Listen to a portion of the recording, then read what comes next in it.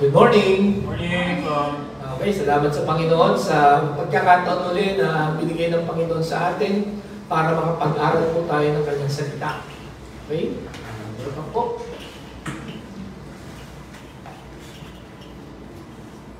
Sa ating pong papatuloy, buksan po natin ang ating mga Bibles sa 1 Corinthians chapter 12, verses 27 to 30. 1 Corinthians 12, verses 27 to 30. Hiniling ko ang bawat sa na tayo po'y magsitindig at basahin natin ito ng sagot-sagutan. Sasabay sa akin ang mga lalaki and then sasagot po ang mga kababaihan. Okay? Verse 27, sabi po, Amen? Ready? Begin. Now you are the body of Christ and each one of you is a part of it. In God's place in the church, first of all apostles, second prophets, third teachers, then miracles, and gifts of healing, of helping, of guidance, and of different kinds of tongues. Are all apostles? Are all prophets? Are all teachers? Do all work miracles? Do all have gifts of healing? Do all speak in tongues? Do all interpret? Okay, pagpalain po ng Panginoon ang pagkabasa ng kanyang salita, tayo po'y manalangin. Panginoon, salamat po sa ikalimang linggo namin pong pag-uusapan ang mga kakayahan na pinagkuloob mo po sa iglesia. Mga kakayahan na pinagkuloob mo sa amin ngayon po dito sa CGBC Satellite. Panginoon, patuloy na kumilos ka, patuloy na mangusap ka sa bawat isa sa amin. Sa amin pong patuloy na pag-aaral ito.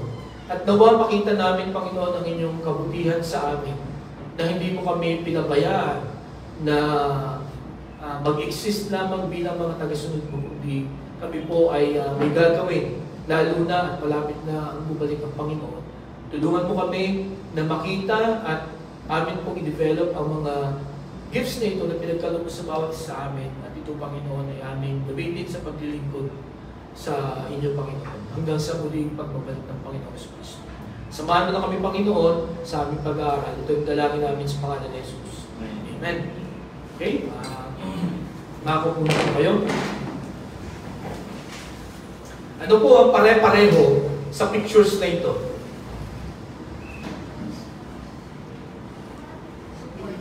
Ha? Support, brace, braces. Di ba? Okay? Sa tingin ninyo, yung mga braces bang yan? Itong ngipin ng bisikletang yan at saka ng bahay na yun. Sa tingin nyo pang matagalan ba yan? Permanente ba yan? Okay. Gusto nyo ba ng pang-permanente pagkaganyan? Mas maganda ba ang itsura pagkaganyan? No. Okay? So, tama. No? Itong mga braces na ito ay nilagay for a reason. For a certain purpose. Di ba? So, nakita natin, itong braces, kaya nagpapabrace ang mga tao, ay para maging ganito ang ngipin. Di ba? Kaya ngipin ko hindi ganyan kasi hindi ako nagpabrace. Okay? Para mga utay-utay tayo na makapag-bike. Siguro, sa mga bata ngayong 2000, or maybe 90s and 2000, gumamit ng ganyang bike with braces. Kasi nung panahon ko, walang brace. Talagang bagsak-bagsak. Ang dami kong sugat nun, no? Bago ako natuto na mag-bike. No? Pero, that is the goal, no? ng brace na to, ng bike. Para, later on, makapag-bike na siya ng walang brace. Kasi yun ang norm, no? Yung walang brace na bike. Nakakatawa siguro kung halimbawa ikaw ay 20 years old na, no? Tapos yung bike mo meron pa rin brace hanggang ngayon, no? Si Tatay Will may bike yan eh. Siguro matatawa tayo kay Tatay Will kung ang bike niya hanggang ngayon, ganito pa rin, ano? May brace pa rin, di ba? So, that's the goal, no? As you get older, as you mature, no? Ay ganyan ang mangyayari. And then yung bahay na yan, no? Wala sigurong nag-iisip na ganyan ang maging design ng kanilang bahay. Di ba? Sa mga magpapatayo dito ng bahay, hindi ko alam kung iniisip nyo na maganda yung ganyang design. Pero sa pagpapatayo natin ng bahay, kailangan may ganyan. Di ba? Sa una. Para mangyari ito. Okay nyo? So, we need these braces para ma-develop, no? Para maging maayos, no? Itong tubo ng ngipin natin, itong ating pagbibisikleta, at itong tahanan natin. Pero, ang gusto ko pong makita natin, these braces na ay ginagamit hindi para maging permanente. No? Alam nating lahat, ewan ko kayo pero ako, alam ko, basta gumamit ng ganito, temporary lang. Diba? Walang naglalagay ng mga ganito ng pangmatagalan o panghabang buhay. At yun nga, gagamitin yan for a certain period of time and for a certain purpose. No? Para dito sa ngipin nito, para tumibay yung mga gums at maging align yung mga ngipin. No? Kaya nilalagyan ng braces. Okay? Para gumanda, in short. Okay? And then, itong pagbabike na ito, para lumakas yung ating, yung ating core muscles, no? Yung muscles natin sa bewang. Kasi yan ang nagbe-maintain ng balance natin.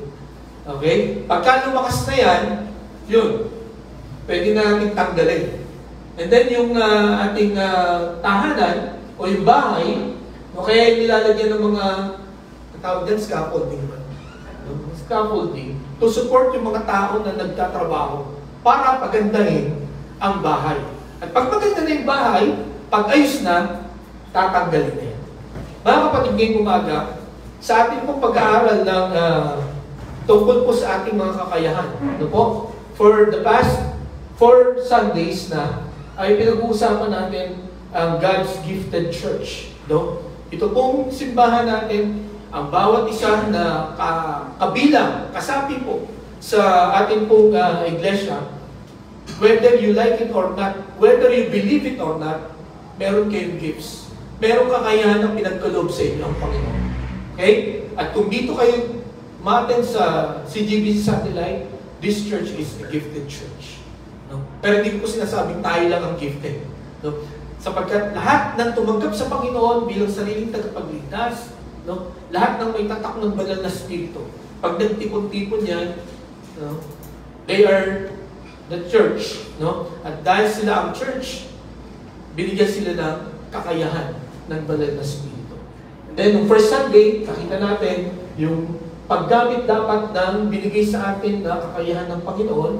Tapos, kailangan natin i-discover kung ano yung mga kakayahan ngayon.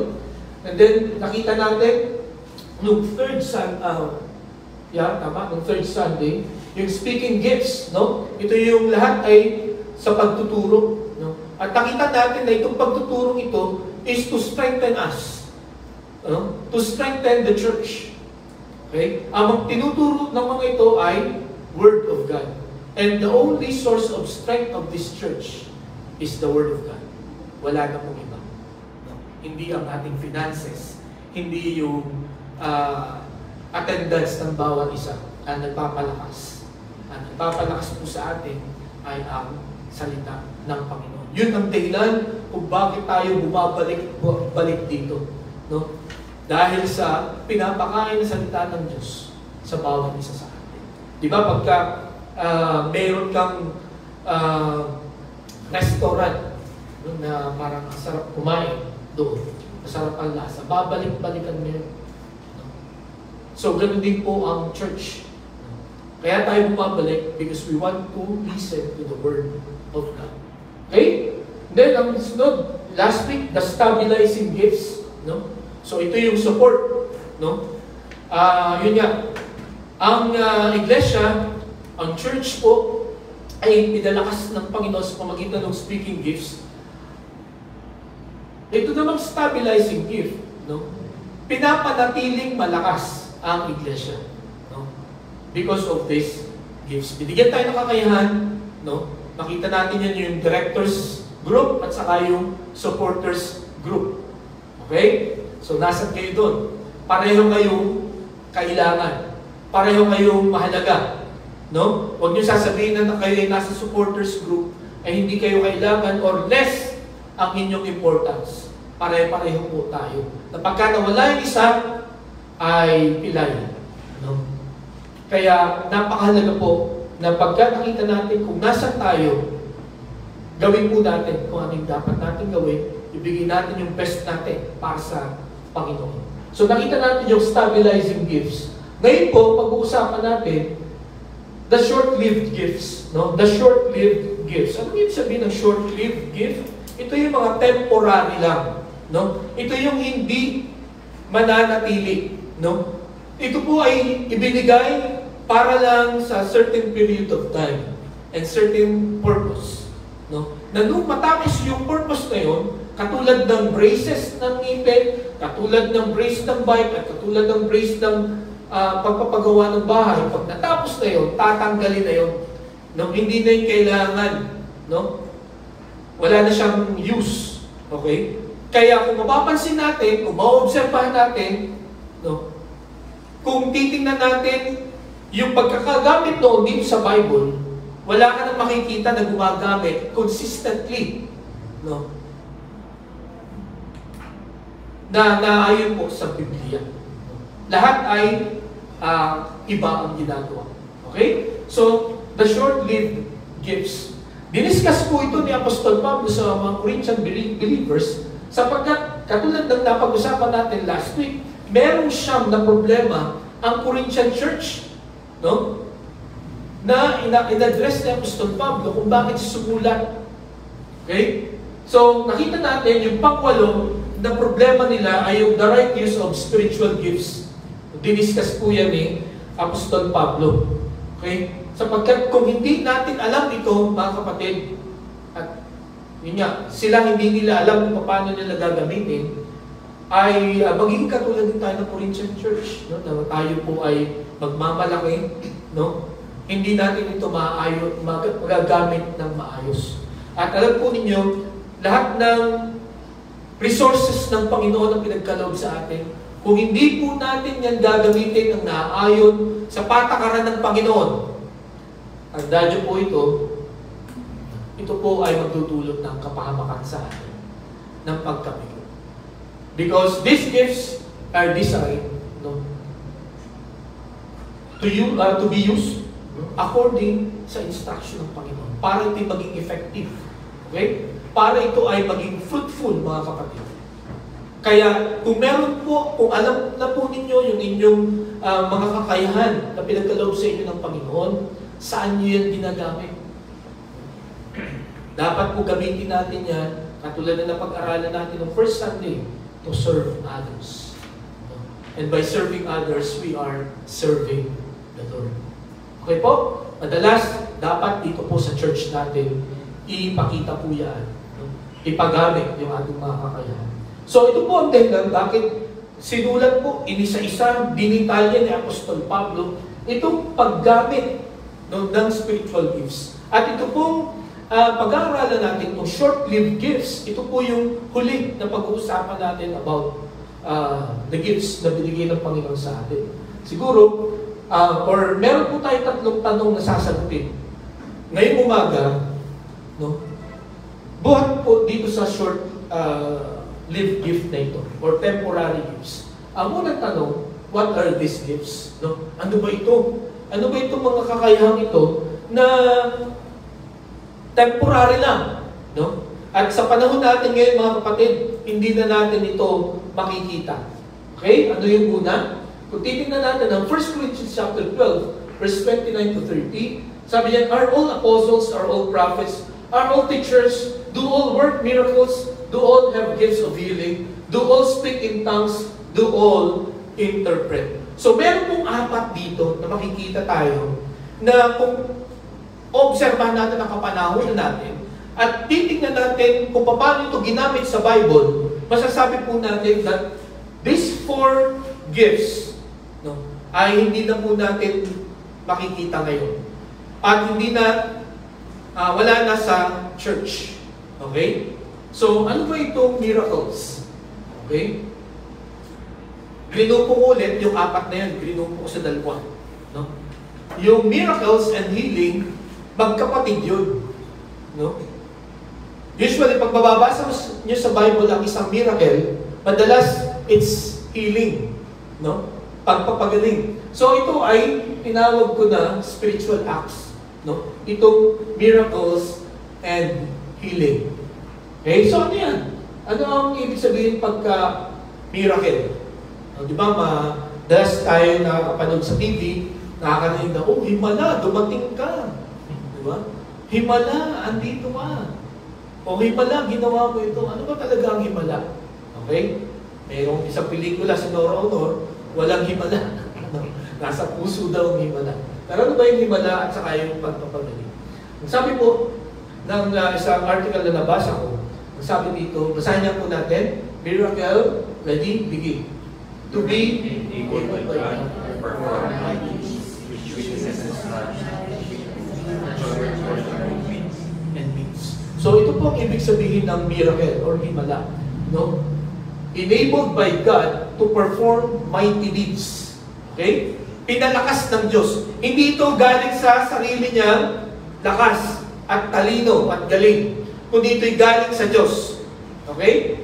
Kaya kung meron kayong kilala na miracle worker, ang tawag, mapaghimala, pag hindi niya ina-acknowledge na yung kanyang kapangyarihan ay galing sa Panginoon, ay delikado po yun. Merong isa akong napanood sa TV na nakapagpagaling siya. Hindi ngayon niya masabi kung saan galing. May nagtanong, saan niyo po kinukuha yung kapangyarihan niyo? Alam niyo sabi niya? Ay hindi na mahalaga kung saan galing ito. Kung sa demonyo ba dito galing o sa Diyos. Basta nakakapagpagaling. Nakakilabot yung gano'n, ano? Pero yun ang kanyang sinabi. Kasi ang himala, no, ay dapat ito ay nanggagaling sa Panginoon. As in, hindi mo, kumbaga hindi na magdadalong salita yung gumawa nito. At yung ginawa nito, yun agad ang reaction na ito ay sasabihin nila na galing ito sa Panginoon. Pero kung ang himala na ginagawa ngayon, ang natataas ay yung gumagawa, nasusundan niyo po ba ako? Siya ang natataas na para bang, uy, kailangan natin magpagaling. O kailangan na, kung gumaling, pumunta tayo sa taong ito kasi itong taong ito ay nakakapagpagaling. So pagka ganun po ang ating reaction, hindi po yan galing sa Diyos. Kung yung taong yun ang hinahanap po. Kasi dapat, no, na reaction ng mga tao ay humingi tayo ng tulong sa Diyos. Okay? Humingi tayo ng kagalingan sa Panginoon. At marahil ginagamit ng Diyos ang taong ito. Pero wala na pong ganyan yun. Okay? Ang sunod po ay healing. Basahin niya po natin ang healing. Ready? Begin. To be used as a means through which God makes people whole, either physically, emotionally, mentally, or spiritually. Kung babasahin po natin sa Biblia, ano po ang mga pinagaling? Ito po ang resulta, no? Gumagaling, no? Nabubuo ulit, no? Physically, emotionally, mentally, or spiritually. Okay? So hindi ko po alam kung naka-experience na kayo na may nag-pray over sa inyo tapos totally gumaling kayo or may kakilala kayo totally pinagaling. Meron akong nabasa sa Facebook. Meron isang pastor, no? Pinag-pray niya yung nasa wheelchair. Nakaupo sa wheelchair na lalaki. Pinag-pray niya na, Lord, Lord, no? Palakarin po ang taong ito. Sa pangalan ni Jesus, sabi niya. Then pagkatapos siya mag-pray, tatay, tumayo ka. So tumayo.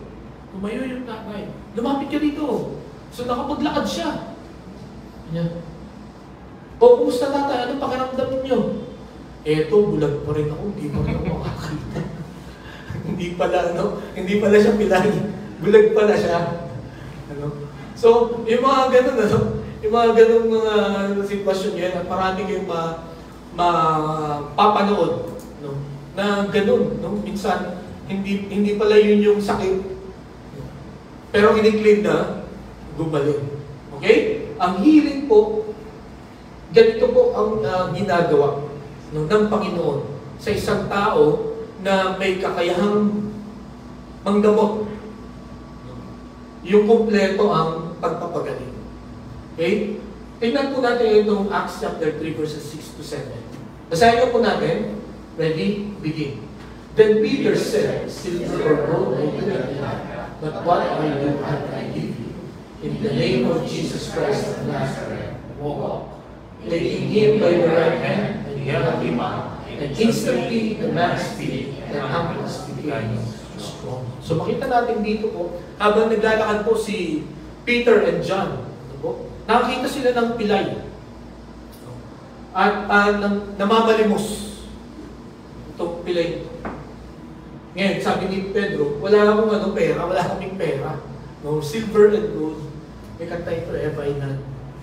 Pero kung ano yung meron ako, yun ang ibibigay ko sa iyo. What I have is Jesus of Nazareth. No?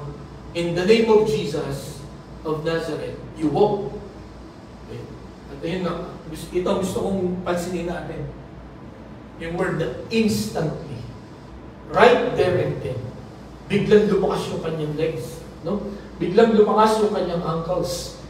Nakatayo siya. And in fact, kung babasahin niyo po itong Acts chapter 3, nagkagulo ang mga tao. Kasi itong pilay na to, no, bata pa siya, pilay na siya, tapos biglang naglulundag. In fact, nakakulong pa dito si Peter. Dahil question siya ng Supreme Court, no, ng Sanhedrin. Paano nakalakad dito? At dahil sa miracle na to, ang daming sumunod kay na Pedro. So parang nagulo, na-divide. No? Yung mga religious leaders, nainggit sila kasi ang daming followers. Pero ganito po, ang himala noon, ang miracles noon, instantly, no? They receive their healing. Pero ngayon, kung inyo po mapapansin, balik ka next week. Kung hindi ka gumaling ngayon, balik ka next week, ipag-pray pa rin, paulit kita. Diba? At kung meron akong kakilala, yun po ang kilala yung taong yun, nakakapagpagaling sa pamagitan ng prayer. Kaya lang, yun niya, nakakalungkot, hindi niya napagaling ang nanay. May cancer ng nanay. Paulit-ulit, nung napilan niya. Why? Kasi wala na po, temporary lang ito, gift of healing. No? Okay, ito pa po sa Acts chapter 5, 15-16. Basahin nga po ulit natin. Ready? Begin. As a result, people brought the sick into the streets and made them confess and ask, so that at least Peter's shadow might fall on some of them as he passed by. Crowds gathered also from the towns around Jerusalem, bringing their sick and those tormented by impure spirit, and all of them were healed. Grabe yung kapangyarihan ni Pedro, ano? Kahit anino lang, madaanan ng anino. No? So, nakakita na ba kayo, o nakakabalita na ba kayo na mayroong ganyang kapangyarihan sa kapanahonan natin? Ang alam ko, pagka nakita yung anino, nasisira na yung araw. No? Anino pa lang makita mo, sira ng araw mo. Di ba? Yun ang alam ko, naririnig ko sa panahon natin yun. Pero dito, mga kapatid, madaanan lang ng anino ni Pedro, gumagaling na. At ito yung mga issues, no? Sick and those tormented by impure spirits, no? Yung mga demon-possessed, no? Madaanan lang ng anino ni Pedro, gumagaling. At wala nang ganyan ngayon. Bakit? Sapagkat, ganyan. Tapos na yung gift eh. Okay? So, makita po natin yung supernatural acts. No? Ito po yung miracles and healing. At noon po, kung babalikan natin nga itong Book of Acts, makikita natin na ganong katindi ang himala noon. Instantly gumagaling.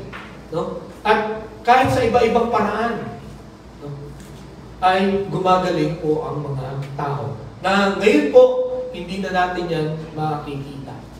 Ang pangalawa na grupo ay yung speaking in tongues and interpreting the tongues. Pagka sinabi pong speaking in tongues, ang ibig sabihin po niyan ay to speak in a language not previously learned so unbelievers can hear God's message in their own language or the body be edified. Okay? So yan po ang ibig sabihin ng when you speak in tongues. Next, ang interpretation of tongues to translate the message of someone who has spoken in tongues. Pagka sinabi kong speaking in tongues, ito yung nagsasalita ng ibang wika na hindi niya pinag-aralan. Ano po? Bigla na lang siya nagsalita. No? O bigla nag-Spanish, o kaya German, o kaya nag-Bisaya.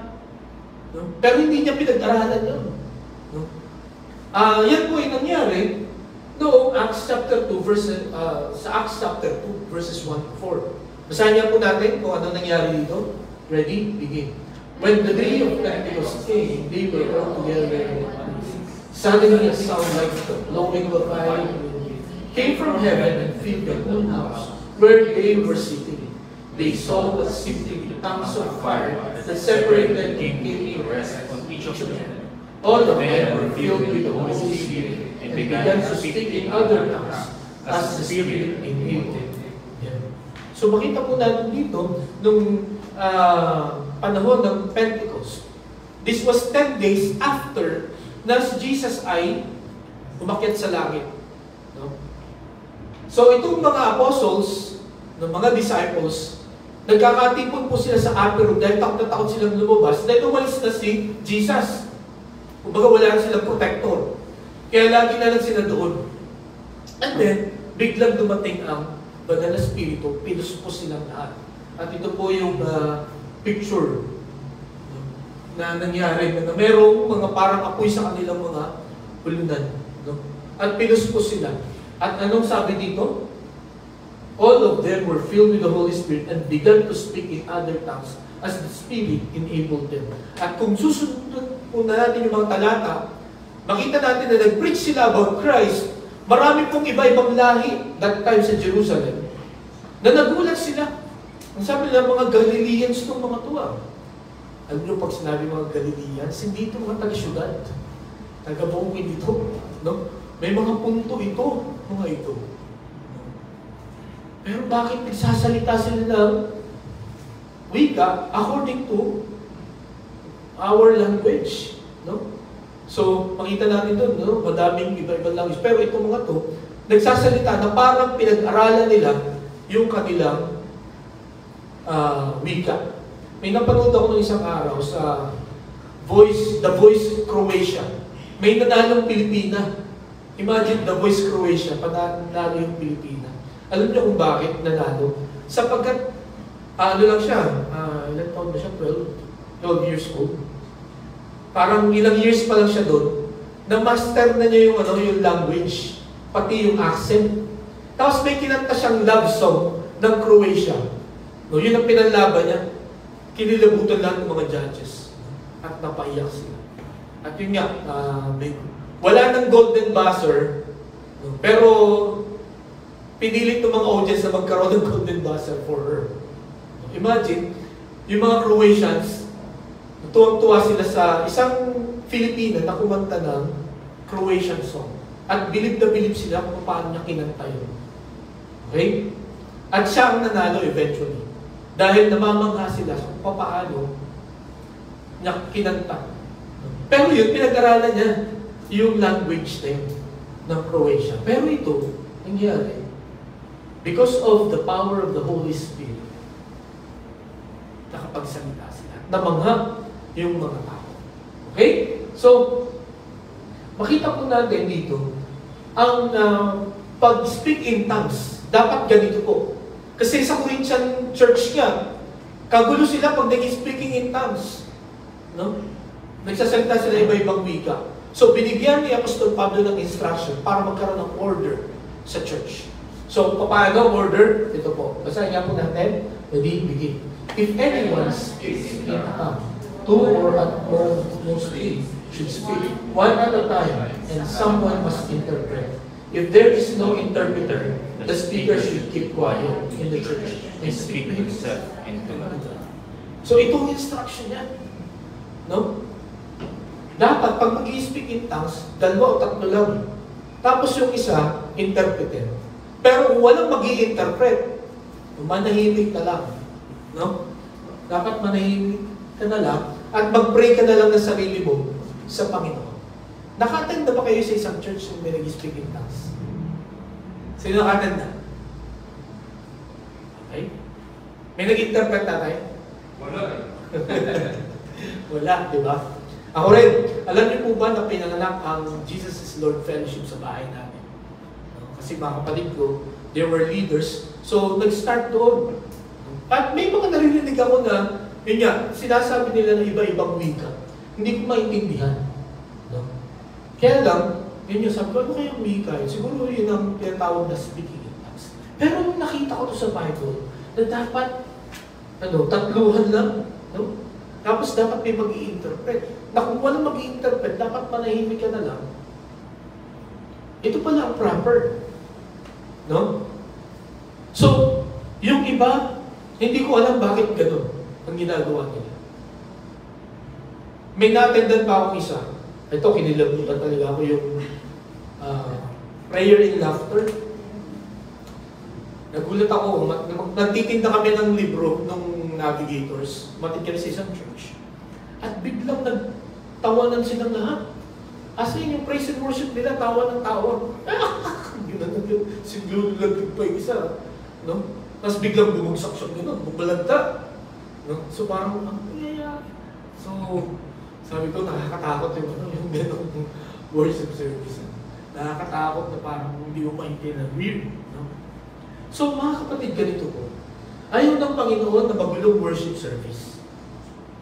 Okay? At kung babasahin niyo po ito, kaya ito binigay ni Apostol Pablo, itong instruction, itong paano mag-speak in tongues at mag-interpret ito para magkaroon ng order because God is a God of order. Okay? Sa panahon po natin ngayon, walang ganito po, promise, kahit saan kayo pumunta. No? Kahit sa Amerika, no, sa Europe, or sa ibang mga bansa. Kasi ito po, sasabihin ko sa inyo, kung may makita ako na church na ganito, paniniwala ako may speaking in tongues. And so far, hindi pa naman ganun kadami, pero yung mga na puntahan ko, narinig ko. Walang ganun. Basta na lang nagsasalita. Okay? Hindi ko lang palang na-interview, no? Yung mga taong gumagawa nito, kung ano yung sinasabi nila, at bakit hindi ito ang kanilang ginagawa. Okay? So, yun po ang instruction ni Apostol Pablo. No? Pagdating sa speaking in tongues, or pagsasalita ito ng iba-ibang wika, lalo na yung wika na hindi mo naiintindihan. Kailangan may interpreter. Pag walang interpreter, dapat manahimik na. Okay? So, nakita natin itong dalawang gifts na ito, no? Yung una, supernatural act, at saka yung speaking in tongues, at saka yung interpretation of tongues. So, ang pangalawa, pangalawang tanong na gusto kong sagutin natin ay, why are they short-lived? Bakit maikli lang? No? Bakit hindi inalaw ng Diyos na hanggang ngayon ay meron yan? Di ba mas maganda kung meron yan? Well, no, may gift of healing si Gerald. Di ba? Hindi na tayo pupunta sa ospital. Di ba? O kaya nakakabuhay ng patay si Toti. Hindi natin kailangan ng mga libingan. Di ba? Pero hindi yun ang plano ng Diyos eh. Hindi yun ang ginawa ng Panginoon. No? Meron siyang purpose bakit niya inalaw ito and then natapos na siya. Okay? So, ang una, it was only distributed during the apostles' time. Okay? Na-distribute lang po ito, mang-gift na ito, during the time of the apostles. Okay? Kung papasanin niyo, itong Acts chapter 2, verse 43, everyone was filled with awe at the many wonders and signs performed by the apostles. And then dito sa Acts 5:12, the apostles performed many signs and wonders among people, and all the believers used to be together in Solomon's colonnade. So makikita po natin sa mga talatang ito, at marami pa tayo na makikita, na itong mga signs and wonders na ito, itong mga himala na ito, no, ang mga apostol lang lagi ang nagpe-perform. Okay? Wala kang makikita dito na disciple na nag-perform ng miracle. At kung meron man, they are deeply connected, no, with the apostles. No? At bakit po mga apostles? Because they were commissioned directly by Christ. Okay? Kaya nga wala ng apostle ngayon. Kasi ang requirement para ikaw ay maging apostol, dapat you are directly commissioned by Christ. Dapat naandun ka sa Matthew chapter 28, 19 and 20. No, nung bago umakyat si Jesus, dapat present ka doon. Pero, as I've said, as we have studied before, yung speaking gifts,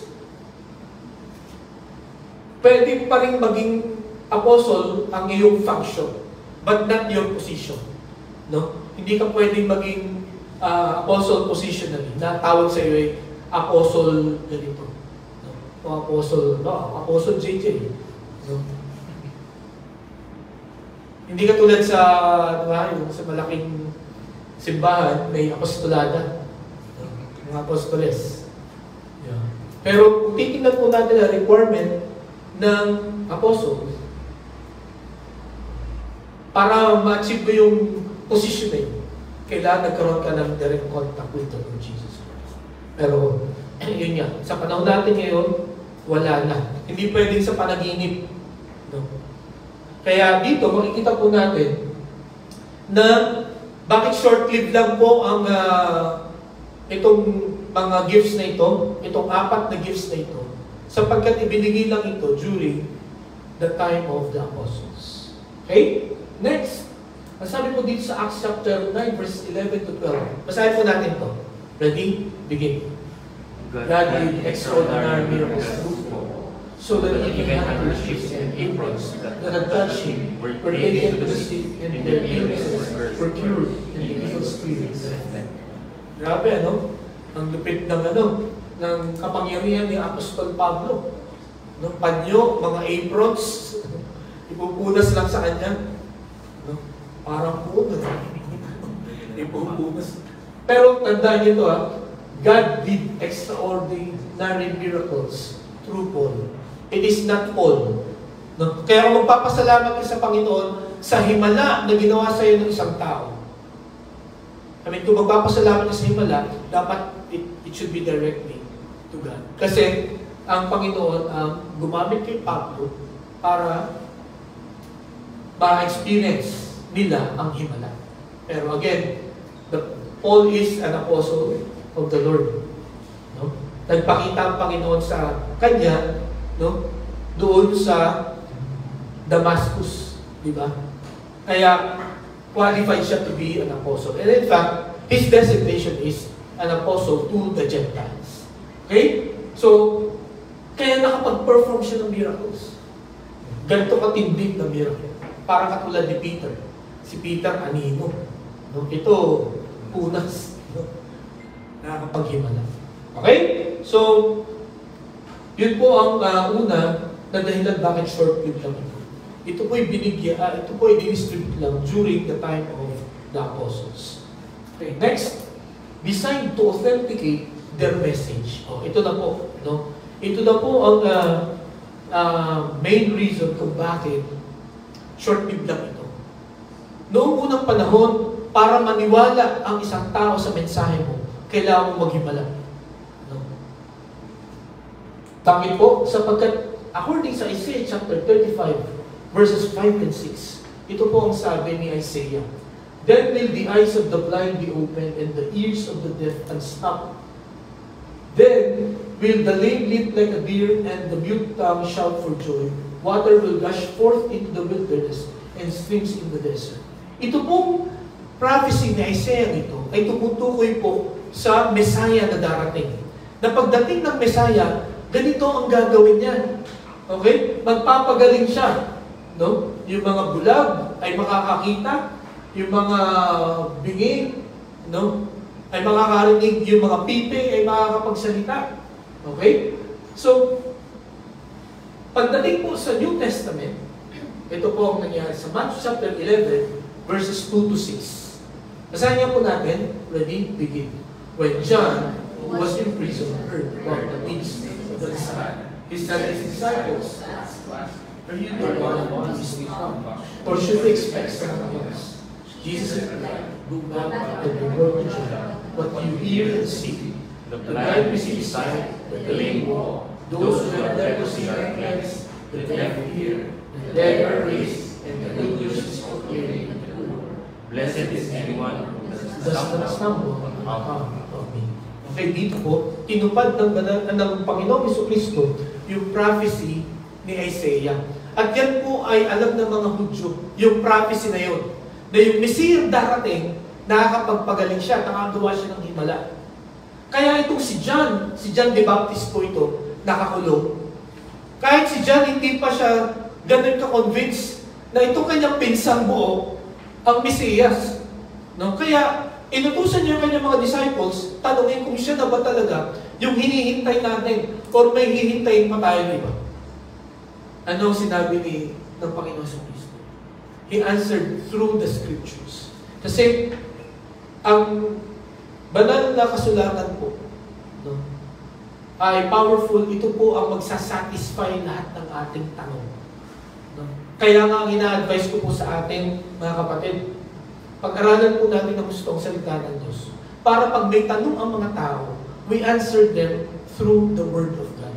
Sapagkat napaka-powerful po ng salita ng Diyos. Many times, people stop questioning when you answer them by God's Word. No? Kasi yan ang, kumbaga, bakit yan ang ginagawa mo? Kasi yan ang nakita ko sa Bible. Pero ang sasabihin nyo ay, yun ang sabi ni Pastor Ele, no? Naku, yari tayo. No? Hindi ko paninindigan. No? Pero when it comes from the Word of God, talagang ano yan, pagbalik-balik ta rin mo pa, lumipas man ng maraming panahon, it will stand. It will remain. No? Sapagkat ang salita ng Diyos ang katotohanan. It is perfect, wala po itong mali. At ang Panginoong Jesucristo, yun ang kanyang sinagot. Di ba? Sagot lang dapat ng Panginoon ay yes or no. Pero sumagot siya ng mas convincing. Na ito ang papaniwalaan, ito ang magbibigay ng peace of mind and peace of heart ni John the Baptist. Ano ba nakalagay sa prophecy? Sa Isaiah chapter 55. Yun nga, sabi niya. Yun ang nireport ng mga disciples. And I believe, marinig ito ni John, pinaniwalaan niya that this Jesus is the long-awaited Messiah. Okay? So, paano in-authenticate ng miracles yung gawain ng mga apostles? Apostles, they are claiming that they are followers of the Lord Jesus Christ. Di po ba? Kaya, ang Panginoong Jesucristo, naghimala siya. Itong mga tagasunod niya ay naghimala din. So, during that time, ini-establish po ng Panginoon na totoo yung kanyang mga pinapangarap through miracles and healing. Okay? Bakit ngayon ay hindi na? Hindi pa ba establish? Kaya nasabi ko po sa inyo kanina, yung braces, no, ng ngipin, yung braces ng bike, at yung braces ng pinapagawang bahay, may certain period of time lang. No? Hindi siya nandyan permanently. No? Kung ang speaking gifts ay binibigyan ng strength, ang mga mananampalataya. Ito pong temporary gifts na ito, no, ay naglagay ng pundasyon sa ating pong Christianity, sa ating pong message. No? Kumbaga, pinatutuhanan nito na totoo yung mensahe, no, ng Panginoon. Na totoo na ang Panginoong Jesucristo ang ating pong tagapagligtas. And when it was established then, kailangan ng tanggalin. At hindi mo na siya dapat ibalik ulit. Di ba? Kasi nalina yung foundation eh. Kaya hindi mo na kailangan ibalik yung mga braces na yun. Halimbawa, magaling ka ng mag-bike, no, hindi mo pwedeng sabihin na trip ko lang, lagyan mo ulit ng braces ito. Kasi insulto yun sa iyo. No? Kung ibabalik mo yung mga support na yun, eh kaya mo na naman na mag-isa. Nakuha niyo po ako? So, ito po ang dahilan kung bakit short-lived lang ang mga gifts na yun. Hindi na natin kailangan ngayon yun. Sapagkat ito pong mensahe ng Panginoon. Ito pong turo ng Panginoon sa bawat isa sa atin. Ito po ay established noon pa. Okay? So, yun po ang pangalawa. Ang pangatlo, it disappeared after Apostles' era. Nawala na po ito. Yung gano'ng katinding himala at yung tamang paraan ng ng pag-speak in tongues, nawala na siya. No? Kung babasahin po natin yung mga writings ng mga church fathers din ng Chrysostom, no? Sabi nila, nag-end na ang miracles and healing na makikita sa 1 Corinthians chapter 5. At again, ganyan sabi ko po sa inyo, walang po kayo makikita na ganyan katindi, no, na paraan ng pagpapagaling, ng paggawa ng himala, no, at pagsasalita ng iba-ibang wika. Pero gusto ko pong magpaalala lang sa bawat isa. Hindi po ibig sabihin na hindi na naghihimala ang Panginoon niya. No? Naghihimala pa rin ang Panginoon. Base sa kanyang kalooban. No? Naubos niya tayong bata. Okay? So, makita po natin dito mga kapatid, na kung halimbawa, naguguluhan tayo sa isip natin, o kaya may karamdaman tayo po ay manalangin sa Panginoon. Humingi po tayo ng tulong sa mga kapatiran, para tayo po ay panalangin. At ang pagpapagaling po ng Panginoon ay depende sa kanyang kalooban. Pero mga kapatid, ang sabi po sa 2 Corinthians chapter 12, no? Tama. 12, 9, tama. Kung halimbawang hindi tayo pagalingin ng Panginoon, katulad ng ginawa ni Apostol Pablo, ginawa ng Panginoon kay Apostol Pablo, no? Ano po ang nangyari? Sabi ng Panginoon, by grace is sufficient for you. No? Kung hindi mo man maranasan yung complete healing, no? Yung biyaya ng Panginoon ay magiging sapat sa bawat isa. So mga kapatid, yan po ang makikita natin bakit short-lived lang itong mga kakayahang ito na pinagkaloob sa atin o pinagkaloob sa kanila noon. Una, it was only deployed during the apostles' time, designed to authenticate their message, and it disappeared after the apostles' era. Okay, so ang pangatlo na gusto ko pong makita natin, tingnan po natin itong 1 Corinthians chapter 13, verses 8 to 10. Sabi niya, love never fails, but where there are prophecies, they will cease. Where there are tongues, they will be stilled. Where there is knowledge, it will pass away. For we know in part and we prophesy in part, but when completeness comes, what is in part disappears. Siguro, tatanong kayo, prophecy, no? Knowledge, mawawala din. Kasi noon po unang panahon, part po ng pagiging propeta ay miracles. Okay? Pagka na-predict niya kung ano yung mangyayari sa iyo, o pagka sinabi niya kung ano yung mangyayari sa iyo, people treat it as a miracle. So parang ang punto dito po ni Apostol Pablo, yung paggawa ng miracle ng mga prophets, it will cease. Yung tongues, matatapos po. So ang pinapakita po dito sa talatang ito po ay hindi permanente. No? Temporary lang po itong mga gifts nito. Okay? So, sabi pa dito sa Deuteronomy chapter 18, verses 21 to 22. Basahin niya po natin. Ready? Begin. You may say, how can we know when message is not spoken? If what the prophet proclaims in the name of the Lord does not take place or come true, that is a message the Lord has not spoken. That prophet has spoken presumptuously, so So, do not be alarmed. So, imagine ito, paalala pa ni Moses sa mga Israelites. Pag may isang propeta na nagsabi na ganito ang mangyayari, sabi ng Panginoon, ganito ang mangyayari, tapos hindi nangyari, huwag kayong matakot o huwag kayong makinig sa propetang yun. No, sapagkat, He has spoken presumptuously. Alam niyo ba na maraming mga propeta sa panahon natin ngayon, hinuhula ng muling pagbabalik ng Panginoon? No? Hinuhulaan kung ano ang mangyayari sa atin, huwag po tayong maniwala. Sapagkat yung gift of miracle na yun, tapos na. No? Yung pagiging propeta, no? Tapos na yun. No po? Yun po ay wala nang tatawagin tayo na, uy, prophet Ilego. No? Wala na po ganun. Although, napag-aralan po natin last time, no, sa speaking gifts na yung function ng prophet, no, ay pwede pa rin mag-manifest. Ano bang ang function ng prophet? Ang prophet, siya yung nagsasabi ng Word of God. No? At yung nag-share ng Word of God boldly, kahit kanino, hindi siya natatakot i-share ang Word of God.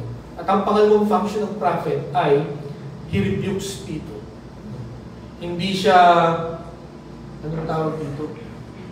Okay sa kanya yung confrontational. Tayo mga Pilipino, hanggang makapag-tease tayo. Titiis tayo, di ba? Kahit na ginagawa na tayo ng mali, tatahimik lang tayo. Pero ang may gift of being a prophet, he can rebuke people. Even the president, even the king, he can rebuke. Kung titingnan natin, si Moses, si Nathan, no, i-rebuke niya directly yung Pharaoh, si Nathan yung king. Di ba? Si Elijah, no? Ni-rebuke niya yung mga matataas na tao. Hindi siya natatakot. Hindi sila natatakot. Okay? So, dito po, ang pangatlo na function ng prophet niya, sinasabi niya kung anong mangyayari sa'yo in the future. Okay? Pero ito, sabi po ni Moses, mag-ingat kayo. Basta may nagsabi sa'yo na, ganito mapapangasawa mo. O ito ang huwag kayong maniniwala doon. Huwag kayong aasa doon. Yayaman ka pagkaganto ang kaya ginawa mo to. Di ba? So, mga false prophets po ang mga tao. Masabi sa 1 Corinthians chapter 14, 18 to 19. Ito ang sabi niya Apostol Pablo about speaking in tongues. Isahin niya po natin. Ready? Begin. I thank God that I speak in tongues more than all of you. But in the church, I would rather speak 5 to 10 words to instruct others than 10,000 words in tongues. Okay? So, yan po ang pagdating sa speaking in tongues. Sabi ni Apostol Pablo, I thank God because I can speak in tongues. Ako marunong ako. No? Pero, sabi niya, sa church, I would rather speak 5 intelligible words. Yung naiintindihan ng lahat. Kaysa yung 1,000 o 10,000 salita na walang nakakaintindi. Okay? Kaya, dyan po natin makikita na ang speaking in tongues, ang miracles, ay tapos na. Okay? Nung panahon lang ng mga apostol. So, ang panghuli, what are their reminders? Ano ang pinapaalala sa atin itong katuruan ito? No? Itong short-lived gifts. Ang una na gusto kong tingnan natin, don't seek these gifts. Huwag nyo nang hanapin o huwag nyo nang i-wish na, Lord, sana meron akong gift of healing. Meron akong gift of miracles. Or meron akong gift of speaking in tongues. Sapagkat, based dito sa ating observation, based dito sa mga sinabi ng mga apostol, wala na siya. Natapos na siya. Tapos na yung kanyang purpose. Okay? Next, direct your faith in God's words. No? Yung pananampalataya natin, no, ay, ibase natin sa sinabi ng Panginoon. Kasi meron akong kaklase nung kami ay first year college. Alam niyo, pagka-graduate nyo ng high school, tapos punta kayo ng college, after 1 year, kita-kita ulit. No, yabangan kayo kung ano yung mga natutunan nyo. So itong kaklase kong ito ay nagpi-pre-law siya, no, sa San Beda. At ang dami niyang na basa na libro about Darwin. No? Yung teaching about evolution, no? Na walang Diyos. Okay? As ako naman, first year ako sa Bible school, so sabi niya sa akin, "Oy, sa seminaryo ka pala, ha? Ganito ang pinag-pray ko one day," sabi niya gano'n. "Kung talagang may Diyos, ay iangat niya ako." So imagine, doon lang siya maniniwala na may Diyos pagka iniangat siya. No? Pagka naggawa ng kakaiba o ng isang himala. Di ba? And sometimes, alam niyo po kung bakit maraming mga Pilipino, hindi naman lahat, pero maraming mga Pilipino ang nadadaya. Because we place our faith in miracles. Uy, may nagpakita man doon. O may nanggagamot doon. So talagang kahit mahirap, pupunta ka doon. Hindi po ba?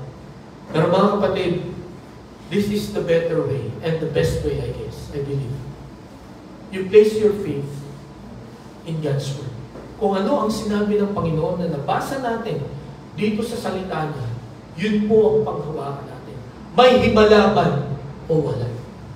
Sapagkat the moment we hold on to God's Word, pinanghawakan natin ang mga pangako niya, it will happen. At ngayong taong ito, I'm sure marami tayong napag-aralan tungkol sa mga pangako ng Panginoon, sa mga instructions ng Panginoon. I believe marami doon ay na-experience yun. Ang inihiling lang naman ng Panginoon sa atin is we obey. Para makita natin, ma-experience natin at ma-enjoy natin itong katotohanan ng kanyang salita. The moment you disobey, the moment na mag-doubt ka, you will not experience the power of God's Word. Kailangan sumampalataya mo tayo. So, divert your faith in God's words. Sabi po dito sa Matthew chapter 12 verses 38 to 39, yung mga gustong humingi ng sign or ng himala, ito po ang sinagot ng Panginoon.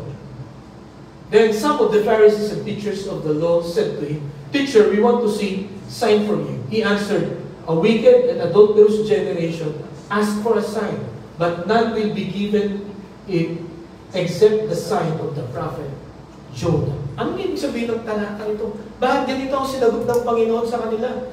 Dito sa mga Pharisees at sa mga teachers of the law. Sabi niya, kayo ng mga masasama, adulterous generation. Ito mga ito, humingi ng sign parati. Pero ang sabi ng Panginoon, walang ipapakita sa inyo na sign, kundi yung nangyari kay Jonah. Ano ibig sabihin ba doon? Nangyari kay Jonah? Diba si Jonah ay tinayin ng isda, nag-stay siya 3 days and 3 nights. And then siya ay iniluwa. Every time na binabanggit ito ng Panginoon, itong tungkol kay Jonah, it speaks of his resurrection. It speaks of the Lord Jesus' resurrection. So, ang tanging sign na ipapakita dito sa mga wicked and adulterous generation ay yung muling pagkabuhay ng Panginoon. Anong ibig sabihin? That Jesus is our Savior. Okay? So, sa mga tao na humihingi ng himala sa Panginoon bago nila paniwalaan ng Diyos, walang ipapakita sa kanila. Ang dapat nilang malaman ay yung muling pagkabuhay ng Panginoon. Because that is one of the greatest miracles na mararanasan natin. Dahil nung mabuhay ang Panginoon, Jesucristo, after 3 days, ang ibig sabihin, itong pananampalataya natin, itong pagtanggap natin sa Panginoon, itong pagsunod natin sa Panginoon, ay may patutunguhan. Hindi ito walang kabuluhan. May pagpapala na nakabalot dito. May pagpapala na nakalaan dito po sa atin po ginagawang ito. Okay po? So, yan po ang makikita po natin na dapat nating tandaan at paalala sa atin itong mga short-lived gifts. No? Ituon natin ang ating pananampalataya sa salita ng Diyos. Okay? And then ang panghuli, disengage from deceptive teachings. Okay? Kung kayo ay may ibang pinapaniwalaan, maliban sa tinuturo ng Bible, lalo na pagdating sa gifts, ay kailangan humiwalay na tayo doon. No? I-let go na natin yun. At kung meron kayo makausap, na isang mangangaral na meron pang gift of tongues, gift of healings, and gift of miracles sa panahon ito, dapat i-let go na po ninyo yung katuruan. Huwag niyo pong pakinggan at huwag niyo paniwalaan. Sapagkat itong apat po na kakayahang ito, na makikita natin dito po sa Biblia, ito ay short-lived. Ito po ay temporary lang. No? At kung halimbawa, tanungin tayo, bakit? Bakit temporary lang yan? Nakita natin kanina, no? Bakit short-lived lang siya? No? Ano nga yung una? It was given during the apostles' time. No? Pangalawa, no? To authenticate their message. And then pangatlo, nawala na siya. No? It disappeared after the apostles' time or era. Okay? So, tandaan niyo po ito, wala namang mawawala sa atin. Wala namang may dadagdag din sa atin kung naandun yun. Ito pong speaking gifts at saka yung stabilizing gifts, yun po ang kailangan natin mga kapatid. At yun po ang makikita natin sa bawat group, no, na nagsasama-sama, no, itong mga tao na tumanggap sa Panginoon. Dito po makikita natin itong speaking gifts at saka itong stabilizing gifts na pinag-aralan natin the previous week. Ngayong umaga mga kapatid, ito po gusto ko pong makita natin. Ito pong 1 Corinthians chapter 13 verses 1 to 2. Sabi po dyan, if I speak in the tongues of men or of angels, but do not have love, I am a resounding door or a clinging cymbal. If I have the gift of prophecy and can fathom all mysteries and all knowledge, and if I have faith that can move mountains, but do not have love, I am nothing. If I give all I possess to the poor and give over my body to hardship, that I may boast, but do not have love, I gain nothing. Mga kapatid, sa pag-aaral po natin ng mga kakayahan, at sa ating pong pag-discover ng mga gifts na binigay sa atin ng Panginoon, nawa ang maging motivation natin. Tanging motivation natin. Bakit natin ito i-discover, i-develop, at gagamitin ay dahil sa pag-ibig. Pag-ibig natin sa Panginoon, pag-ibig natin sa Kanyang gawain, pag-ibig natin sa bawat isa. Sapagkat kung meron kayong ibang motivation, meron kayong ibang dahilan kung bakit ito gagamitin, you gain nothing. Wala din pong kabuluhan itong ating pong paggawa. Kaya, as we discover our gifts, let us always pray. No? Let us pray na patubuhin ng Panginoon ang pag-ibig sa buhay natin. Gagawin natin ito because we love the Lord. We love His Word and we love His people. Okay po? Tayo po'y manalangin. Panginoon, salamat po sa mga natutunan namin ngayon kung umagang ito. Ngayong buwang ito. Panginoon, salamat dito sa mga short-lived gifts sapagkat ginamit mo ito to stabilize, to strengthen, to authenticate the Lord's message. Na kung kaya hindi kami mahihiya, hindi kami magdadalawang isip na ibahagi ang inyong salita sapagkat kumpleto na ang inyong mensahe sa bawat isa sa amin. Bigyan mo kami ng lakas ng loob, Panginoon, para ibahagi ito sa mga tao na hindi pa nakakilala sa inyo. Help us, Lord, to give our best. Yamang ito po, Panginoon, ay inyong pinagkaloob sa amin para i-sustain patuloy na strengthen at stabilize ang amin pong mga pananampalataya. Dalayan niyo po, Panginoon, na mag-develop at mag-grow ang love sa amin, Panginoon. Na ito po ang magsilbing motivation namin kung bakit namin gagamitin ang mga kakayahang ito. Muli, Panginoon, kami nagpupulit, nagpapasalamat sa inyo. Sapagkat ito pong kakayahang ito na pinagkaloob mo sa amin ay pagpapakita na mahal mo kami, mahal mo ang church, mahal mo po ang gawain mo, at hindi mo po ito papabayaan. Tulungan mo kami na maging committed, tulungan mo kami magpagamit, Panginoon, sa inyo para po sa ikasusulong kalalawak ng inyong pong kaharian. Panginoon, salamat po. Ito aming dalangin sa pangalan ni Jesus. Amen. Okay, para po sa ating